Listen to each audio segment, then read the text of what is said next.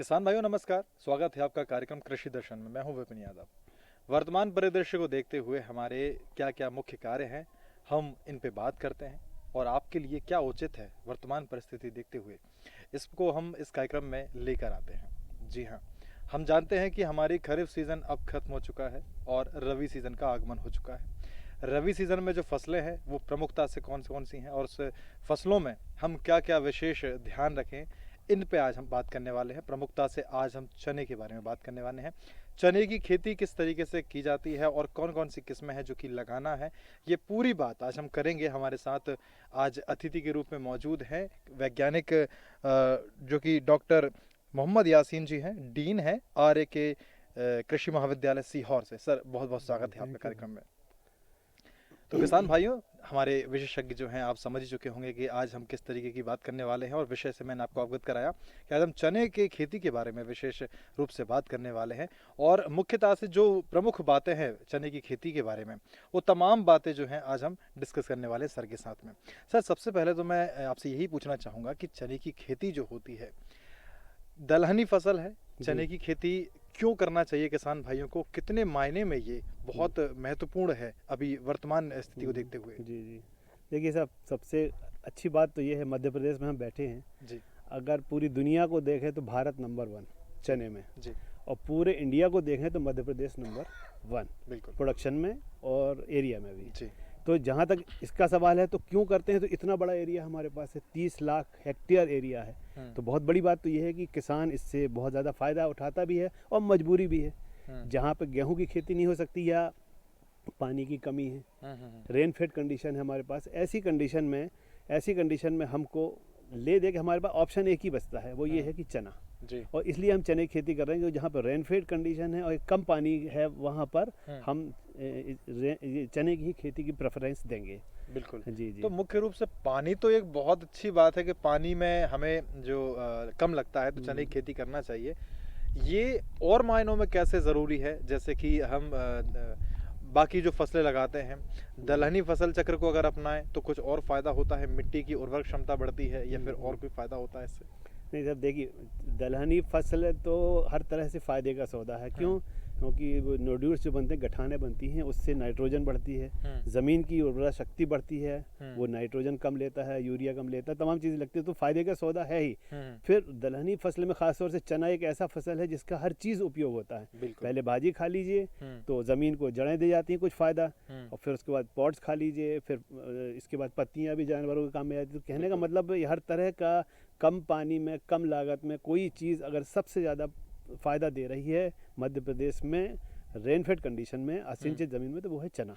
तो चना हमारी मजबूरी भी है और साथ ही साथ हमारे लिए फ़ायदे का सौदा भी है। फायदे का हाँ, आपने कहा कि हर तरीके से और हर अवस्था में, जी कह सकते हैं कि छोटी अवस्था में भाजी के रूप में उसे इस्तेमाल जी। कर सकते हैं। आपने पॉट्स की बात की, हम ग्रामीण अंचलों में इस बात का जिक्र करते हैं, घेटी जो होती है उसका भी हम इस्तेमाल कर सकते हैं। और आजकल बाजार में देखें तो काफ़ी इसका कह सकते हैं कि एक मुनाफे के तौर पे देखा जा रहा है। हम शहरों में देखते हैं कि पॉट्स जो हैं या फिर घेटी जो हैं बेची जाती हैं। जी जी। सर ये एक क्या देखिए बन सर, सकती है अच्छी व्यवस्था? अच्छी बात है, ये व्यवसाय तो काफ़ी बड़ा है, ख़ासतौर से शहर से लगे हुए जो इलाके हैं वहाँ पर। क्योंकि जो जल्दी बोनी कर ले तो 70 दिन में करीब करीब इसमें दाने आ जाते हैं, 60 दिन में जी आना, बल्कि और 50 दिन में शुरू हो जाता है जल्दी वाले। बिल्कुल।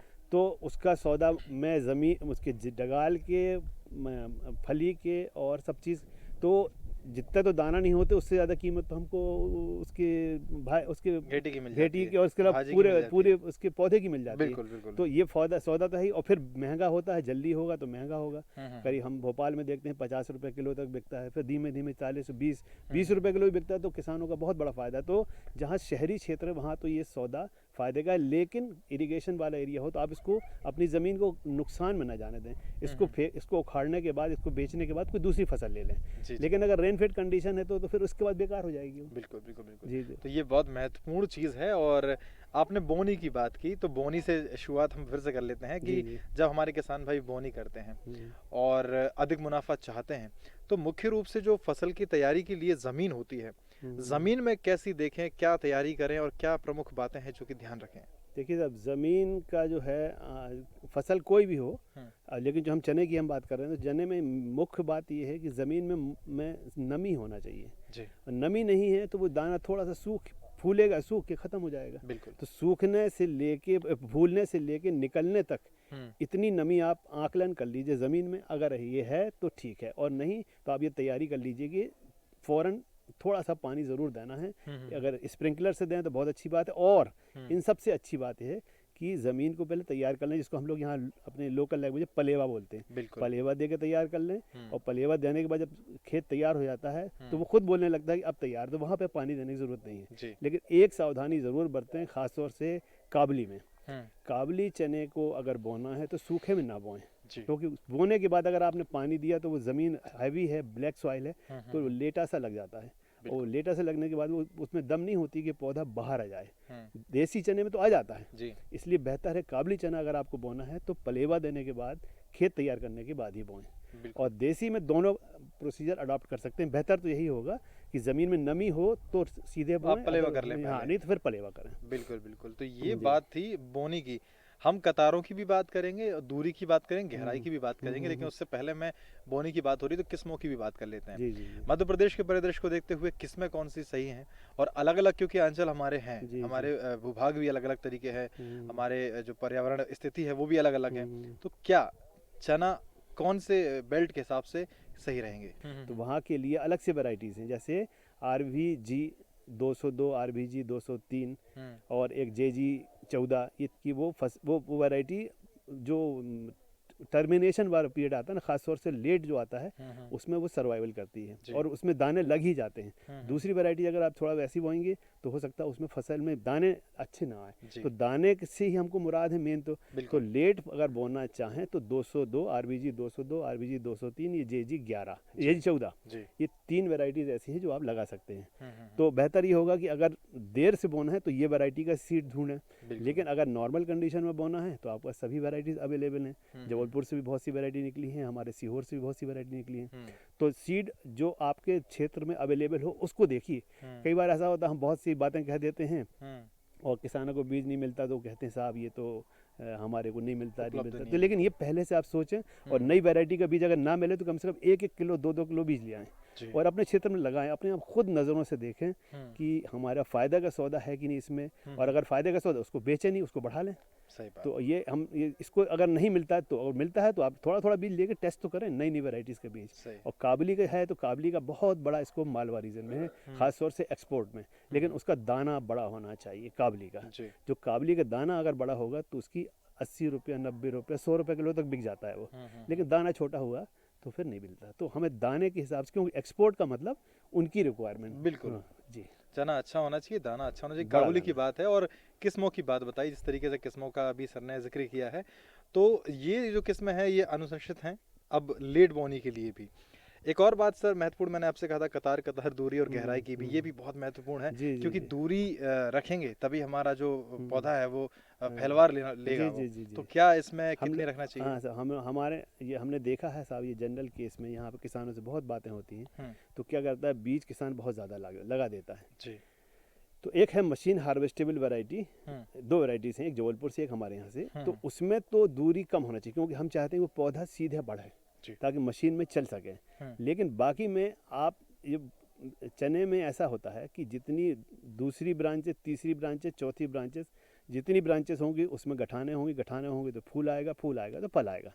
आपने बहुत पास लगा दिया तो सघन हो गया, सघन होने से उनकी सेकेंडरी और टर्सरी ब्रांच आना बंद हो गई, और वो बंद आने होने से क्या ले देंगे, फूल आने का, फूल आए तो उपज कम आई। तो अक्सर ये गलती ना करें कि बहुत ज़्यादा पास लगाएं। हम तो ये कहेंगे 30 से 30 सेंटीमीटर रो से रो, और करीब उसके 7 सेंटीमीटर ब्रांच से, इतनी दूरी रखेंगे तो पौधा अच्छा हेल्दी होगा, प्राइमरी ब्रांच, सेकेंडरी ब्रांच सब अच्छी होंगी, और उसकी वजह से क्या होगा कि उसमें फूल ज़्यादा आएंगे और फल ज़्यादा आएंगे। लेकिन घना आपने लगाया तो बहुत सी सारी दावतें दे दी आपने, बीमार होने की भी और इल्ली भी पड़ने की, और साथ ही साथ फूल कम लगने की। बिल्कुल, तो आपने ये ज़रूर सोचें, बहुत ज़रूरी है कतार से कतार की दूरी, और ये महत्वपूर्ण इसीलिए भी है क्योंकि आपकी फसल आपको उत्पादन तभी देगी जब जो उस पर डिस्टेंस होगा, दूरी से होगी उसमें।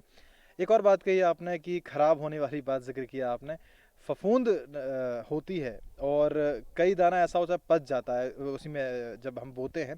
ऐसी अवस्था में किसान भाइयों के लिए क्या करना चाहिए, कैसे वो अपनी जो दाना है उसको सही तरीके से अंकुरण हो, वो क्या करें? देखिए साहब, इसमें चना कोई भी हो, हम तो ये कहेंगे चाहे काबली हो चाहे देसी हो, पहले ट्रीटमेंट कर लें। हम्म, ट्रीटमेंट करने का मतलब उसमें जो सरफेस में जो भी बीमारियों के थोड़े से वो हो सकते हैं हम्म, पैदा करने वाले जीवाणु कह लीजिए या उसके फंगस कह लीजिए, हम्म, तो वो मर जाए। जब वो मर जाएगी तो उनका इन्फेक्शन रुक जाएगा, एक बात। हम्म, फिर राइजोबियम से और पीएसबी से और बीटावैक्स, इन सब चीज़ें से ट्रीट कर दें। बीटावैक्स करने से अच्छा पहले कर लें, फिर राइजोबियम से ट्रीट करें और उसके बाद उसको आप लगा दें। तो इस तरह से कम 100 में से 5 दाने भी ख़राब न होने के चांसेस कम हो जाएंगे। तो पौधा ज़्यादा आएगा, पॉपुलेशन सही होगी। 1 हेक्टेयर में 3-4 लाख पौधे चाहिए कम से कम, तो वो सही होगा, आपका सब हो जाएगा। लेकिन आपने एक दूसरी बात कही, वो किसानों को ये समस्या मिल रही है।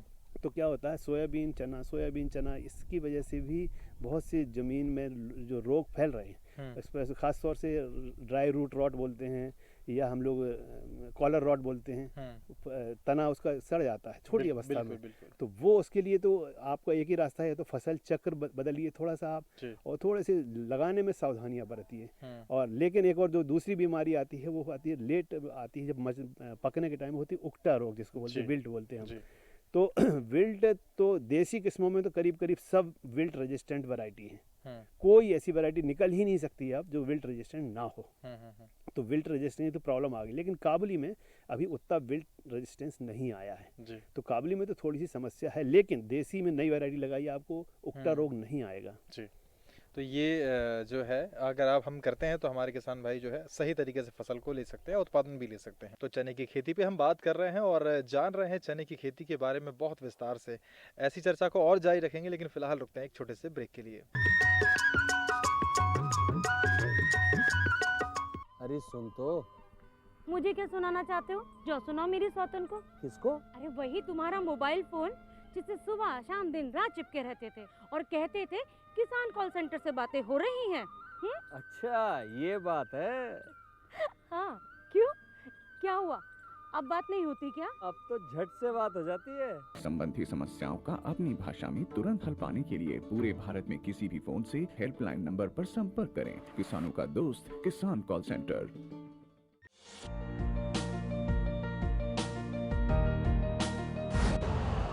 यूरिया का स्वदेशी उत्पादन 70 लाख टन बढ़ाने के लिए 6 उर्वरक संयंत्रों का उद्धार किया जा रहा है। FCIL के गोरखपुर, सिंदरी, तलचर और रामागुंडम संयंत्र, HFCL की बरौनी इकाई और BVFCL की नामरू फोर्थ। सोने पर सुहागा ये है कि देश में अब बनेगा सिर्फ नीम लेपित यूरिया, क्योंकि इससे होगा किसानों का फायदा ही फायदा। अनाज का उत्पादन 10% तक बढ़ेगा।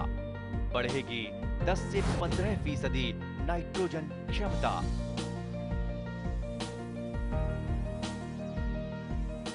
ब्रेक के बाद एक बार फिर आपका स्वागत है किसान भाइयों। आज हम चने की खेती के बारे में बात कर रहे हैं और हमारे साथ बहुत ही महत्वपूर्ण जो सवाल हैं वो जुड़े हुए हैं और हमारे साथ विशेषज्ञ हैं जो कि इन सवालों का जवाब दे रहे हैं। चलिए आगे जानते हैं कुछ और बातें चने की खेती के बारे में। एक और चीज़ है सर, हमारे किसान भाई सिंचाई का ध्यान कैसे रखें, क्योंकि सिंचाई बहुत महत्वपूर्ण है। आपने कहा कि चने को बिल्कुल पल पल पे ध्यान रखते हुए उसकी जो प्रजातियां हैं उनको भी विशेष रूप से ध्यान रख के सिंचाई करें, या उसकी नमी कैसे करें, सिंचाई कितनी करें? इसमें अच्छी बात ये होती साहब कि जब पौधा बढ़े तो उसको खूब बढ़ने दें। एक तो अपना दिमाग ये बिठा लें। उसकी वजह क्या है कि फ्लावर आने के पहले आप एक बार पानी दे दें 30 दिन के आसपास, तो पौधा खूब तेज़ बढ़ेगा, ब्रांच ज़्यादा निकलेंगी और शाखाएं ज़्यादा निकलेंगी और आपके पास पौधा अच्छा होगा तो बीज ज़्यादा आएगा। बिल्कुल। तो अब चक्कर क्या पड़ता है, जैसे ही आपने फूल आते हैं लोग उस वक्त पानी दे देते हैं जी। तो क्या होता है वो फूल रुक के बल्कि फिर से बढ़वार आ जाती है, तो वो नुकसान कर जाती है कि वो गैप हो जाता है। मैंने पौधा बढ़ गया, फूल कम आए।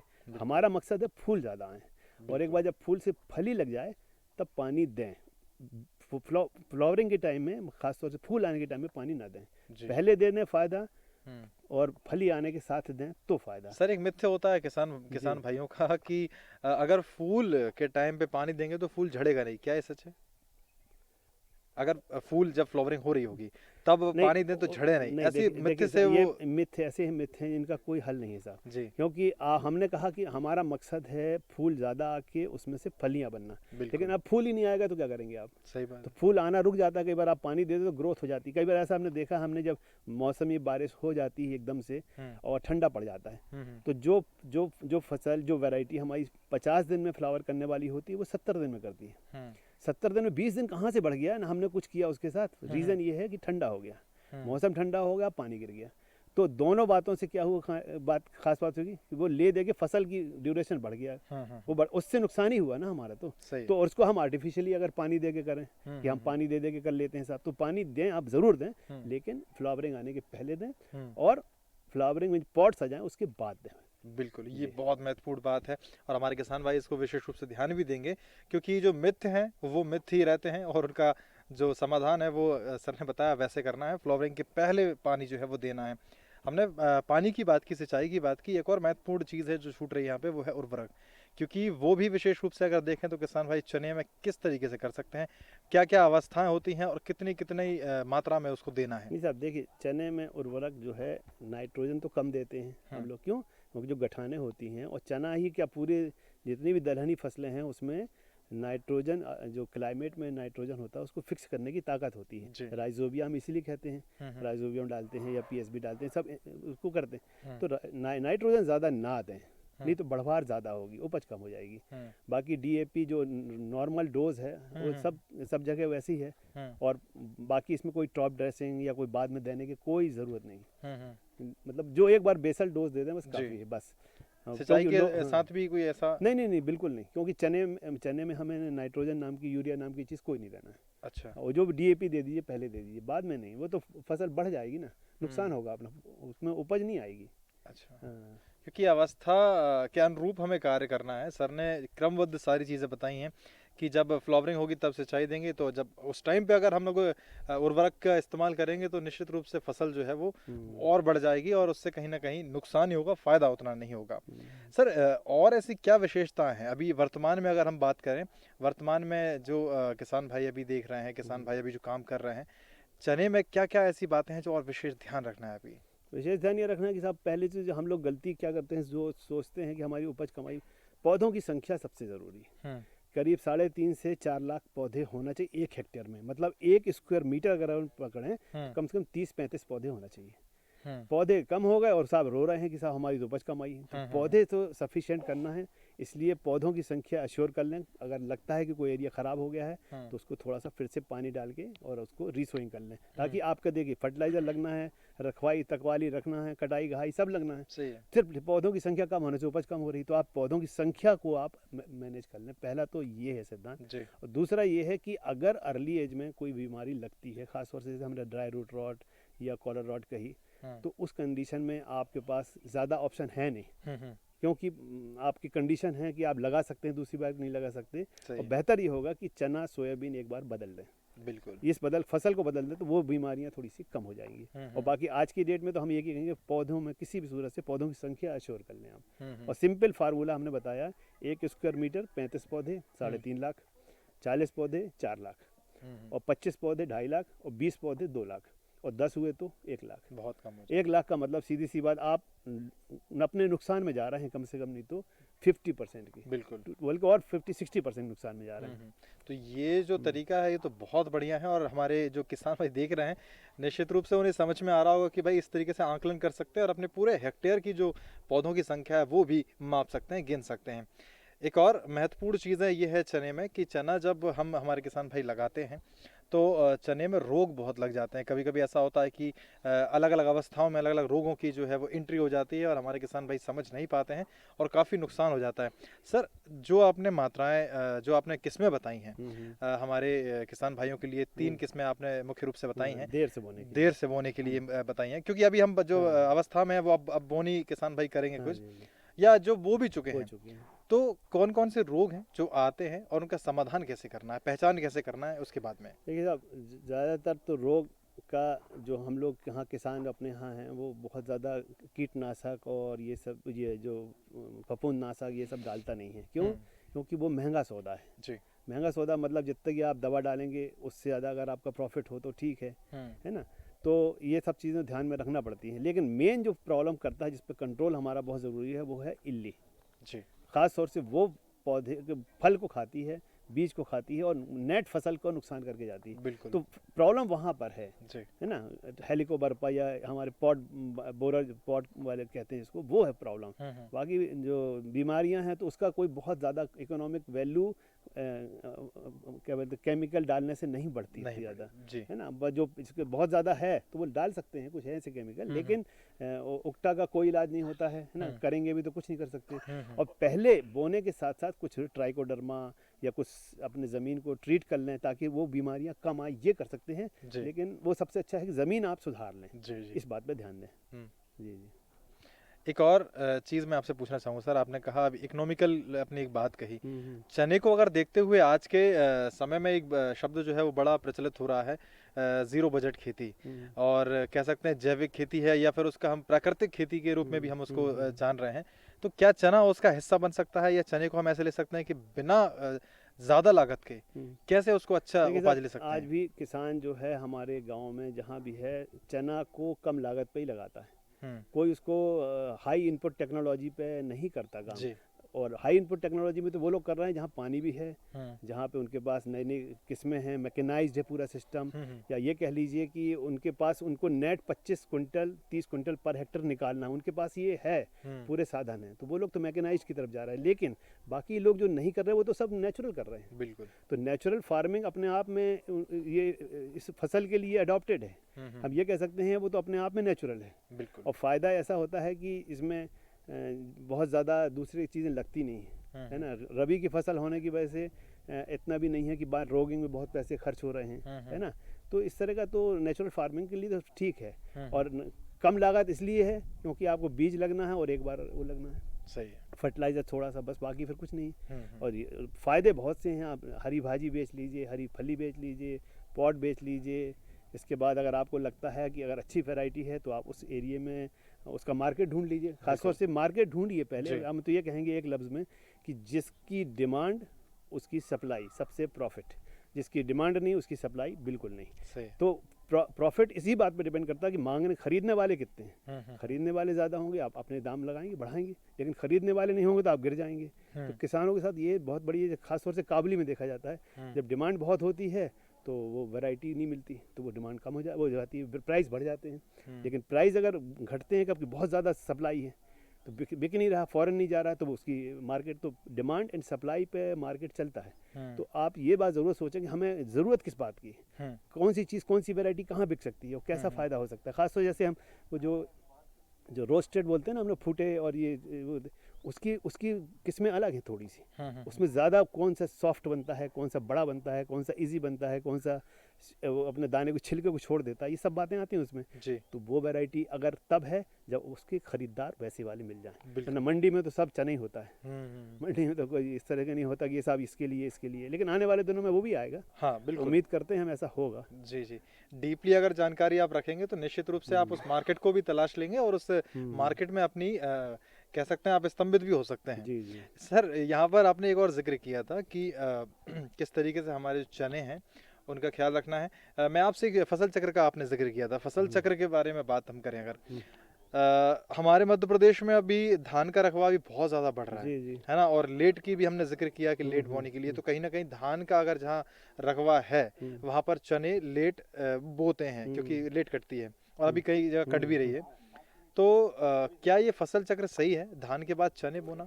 देखिए साहब, धान के बाद फसल चक्र चने का बिल्कुल सही है।